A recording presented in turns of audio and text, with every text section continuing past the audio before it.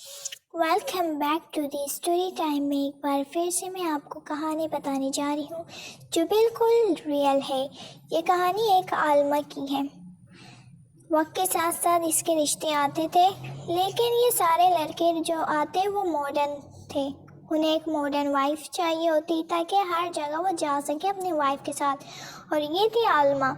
इसी तरह ये रिश्ते मना करती और जो लड़के आते उन्हें एक मॉडर्न लड़की चाहिए थी। इसके 2-3 रिश्ते ही मना कर चुके थे, तो तीसरा रिश्ता आया।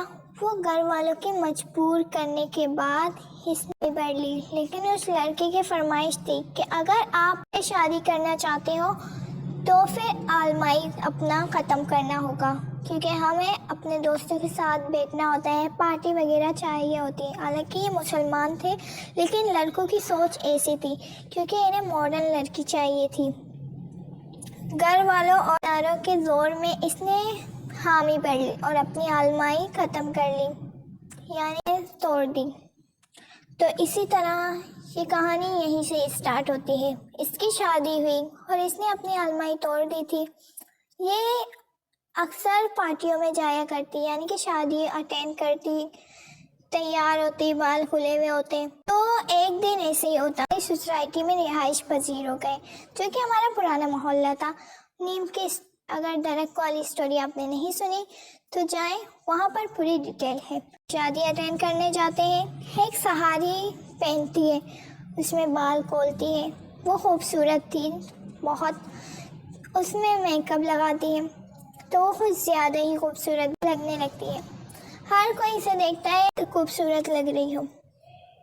वो एक आलमा थी और आलमा के बाद उस फर्स्ट टाइम इस तरह से तैयार हो गई थी।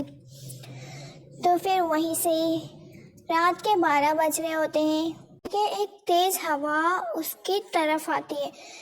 उसे लगता है एक हवा ही है।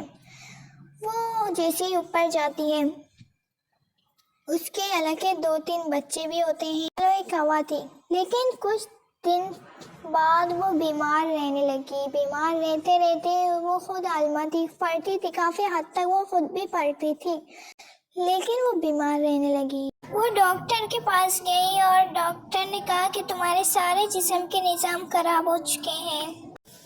ये सब परेशान हो गए। किसी पड़ोसी ने कहा कि आप एक काम करें, कोई मौलवी वगैरह के पास जाएं, अपने आप को दिखाएं। इस तरह से जिस्म के सारे निज़ाम कैसे खराब हो सकते हैं।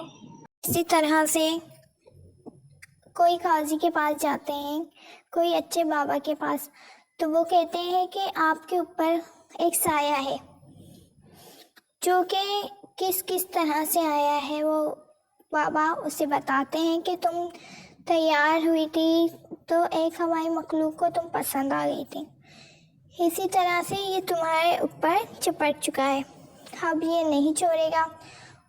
ये कहानी भी बिल्कुल उसी कहानी की तरह है, जिनसाद की मोहब्बत।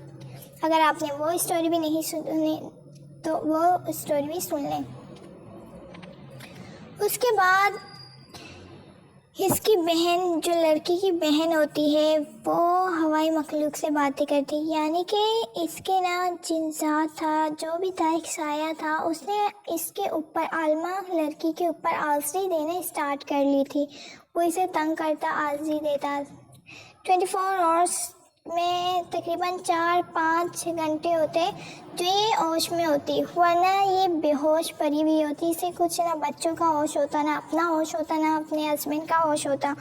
तो इसी तरह से फिर वो आरज़ी देने लगा था कि मैं इसको ले जाऊंगा, इसे नहीं छोड़ूंगा। इसकी बहन कहती है उस हवाई मखलूक से, जब उसकी बहन के ऊपर वो हाजिर होता है तो वो उसकी बहन अपनी बहन को देख के कहती कि छोड़ दो मेरी बहन को, इसके 4 बच्चे हैं, तुम मेरे ऊपर आ जाओ, इसकी ज़िंदगी मत बर्बाद करो। जिसकी बहन उस हवाई मखलूक से बातें करती, वो हाजिर होती, कहते हैं नहीं, अब ये मुझे पसंद आ गई है, मैं इसको अपने साथ लेकर ही रहूँगा, इसको मैं नहीं छोड़ूंगा। और आती है बिल्कुल सेम स्टोरी यही है कि ये हवाई मखलूक जो साया था वो इसे लेके चला जाता है अपनी दुनिया में।